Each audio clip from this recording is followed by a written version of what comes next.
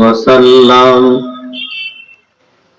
Tanzil academy হেনায়তনগর Jagannathpur Sunamganj কর্তৃক আয়োজিত আজকে বার্ষিক ইসলাম মহাসম্মেলনের অধ্যক্ষ অধিবেশনের মোহতারাম সভাপতি, স্টেজে বসা অত্যন্ত মুআজ্জাজ ও মুকাররম উলামায়ে কেরাম, আমার সামনে উপস্থিত আমার পিতৃতুল্য মুরব্বিয়ানে কেরাম, যুব সমাজ, সর্বস্তরের মুসলমান ভাই, বাড়িতে অবস্থানরত পর্দার আড়ালে আমার অত্যন্ত শ্রদ্ধেয় মা ও বোনেরা, খুবই কম সময়,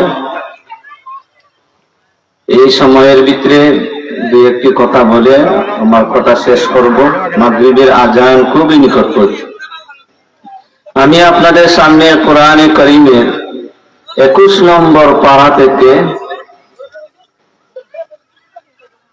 2 খান আয়াত তেলাওয়াত করেছি এবং 30 নম্বর পারা থেকে সূরা আসর, যে সূরা সবাই আপনারা জানেন, আমরা জানি, সেই সূরাটা তেলাওয়াত করেছি।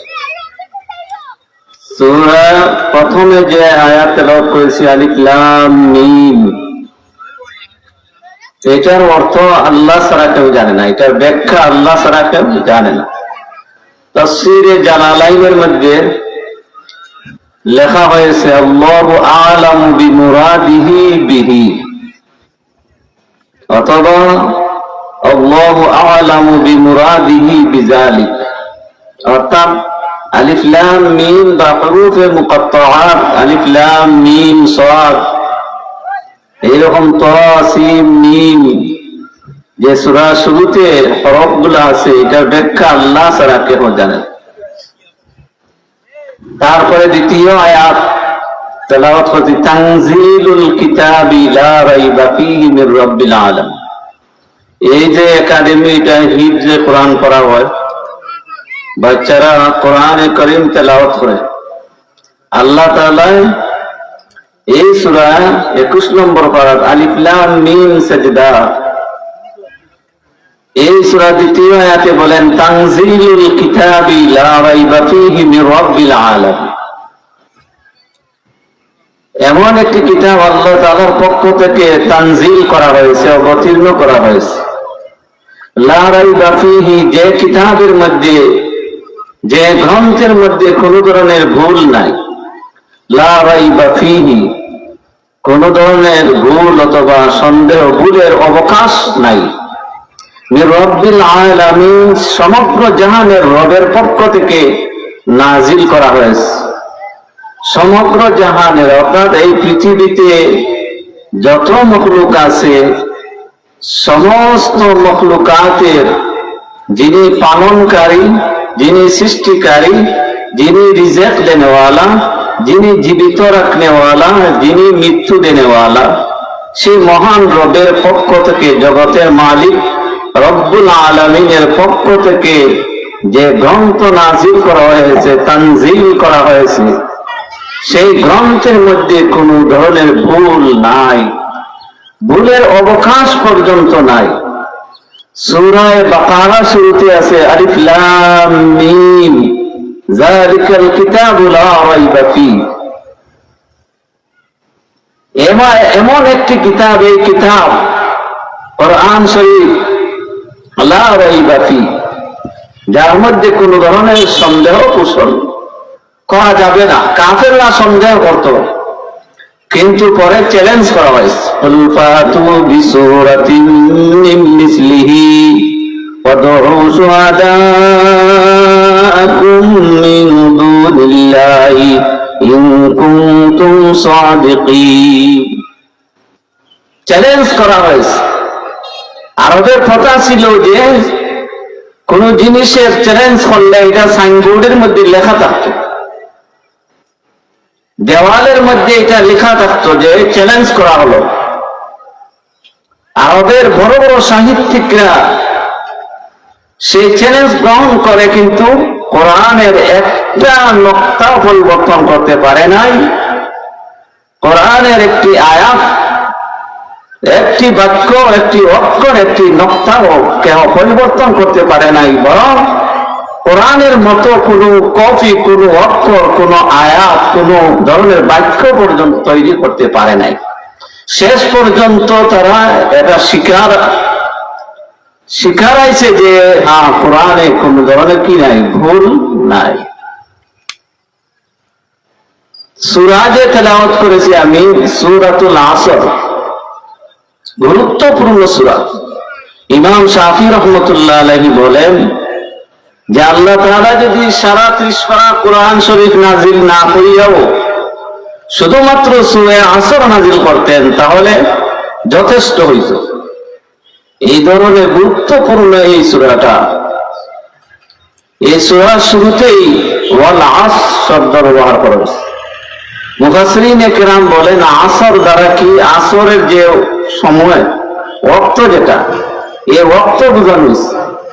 আসর অর্থ জামানা বোঝানো হয়েছে, আসর অর্থ কাল বোঝানো হয়েছে, আসর অর্থ সময় বোঝানো হয়েছে। মানুষের জীবনে যে সময় অতিবাহিত হইতেছে এটা গুরুত্বপূর্ণ, একটা সেকেন্ড গুরুত্বপূর্ণ, একটা মিনিট আমাদের কাছ থেকে যে চলে যাইতেছে এটা গুরুত্বপূর্ণ। সময়ের মূল্য, সময়ের গুরুত্ব বোঝানোর জন্য আল্লাহ সুবহানাহু ওয়া তাআলা সূরার শুরুতে ওয়াল আসর, আসরের কসম করেছে।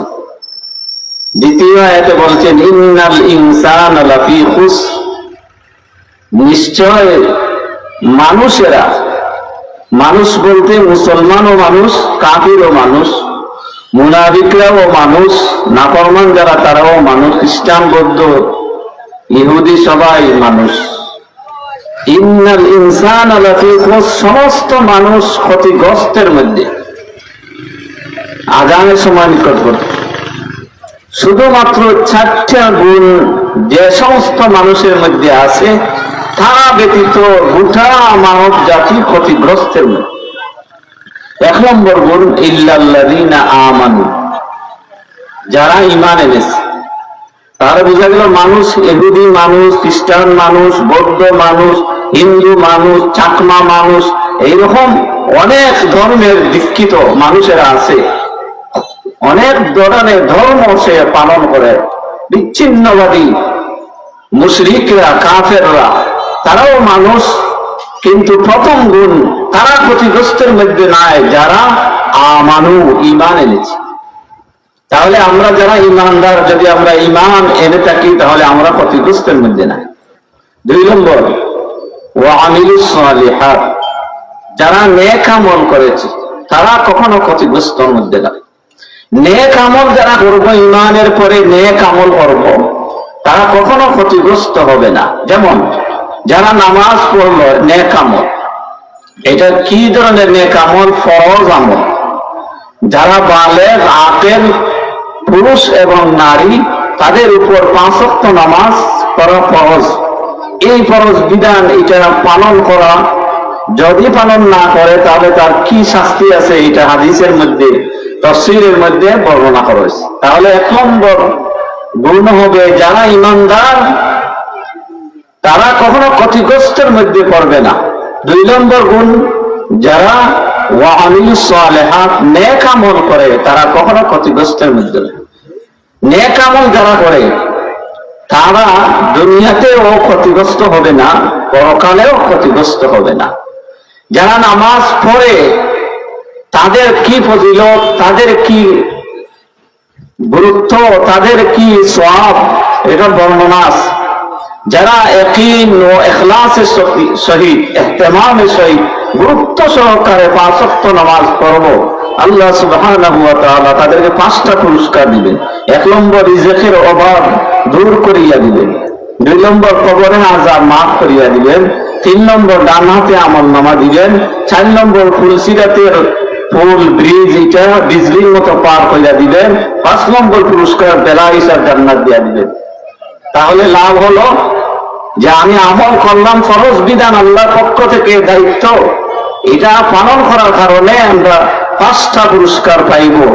আর বাকি অনেক পুরস্কার, কবরেও আছে পুরস্কার, হাসরেও আছে পুরস্কার, আখিরাতেও আছে পুরস্কার, বাকিগুলো বাকি রইল অনন্ত অসীম কালের জন্য আল্লাহ তাআলা বেহেশত দান করবেন, সেটা হলো সবচেয়ে বড় পাওয়া।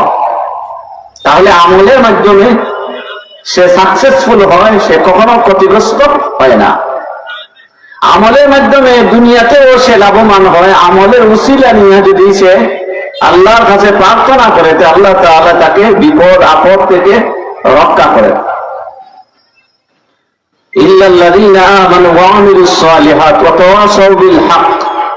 3 নম্বর গুণ হলো ওয়া তাওয়াসাউ বিল হক, হকের ওসিয়ত করা।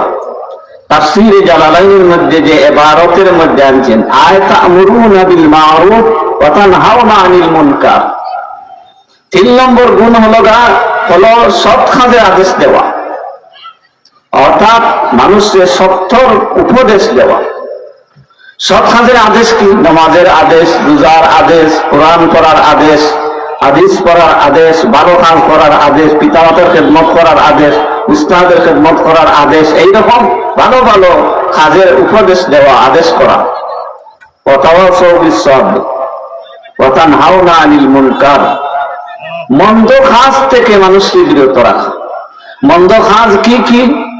উলামায়ে কেরাম কোরআন হাদিস দ্বারা বয়ান করতে আছেন। মন্দ কাজ কি? হত্যা করা, অন্যায়ভাবে হত্যা করা মন্দ কাজ। এই যে শরীফ উসমান হাদি, তাকে কি করা হলো? শহীদ করা হলো। যারা করছে তারা কিন্তু অন্যায় করছে, আর যিনি শহীদ হয়েছেন তিনি তো সফলতা লাভ করছেন। শহীদের মর্যাদা, শহীদরা যে কি মর্যাদা তারা হাসরের মাঠে পাইব, আল্লাহর কাছে কি পাইব, আল্লাহ পাক রব্বুল আলামিন অনেক অনেক মর্যাদা তাদেরকে দান করবে।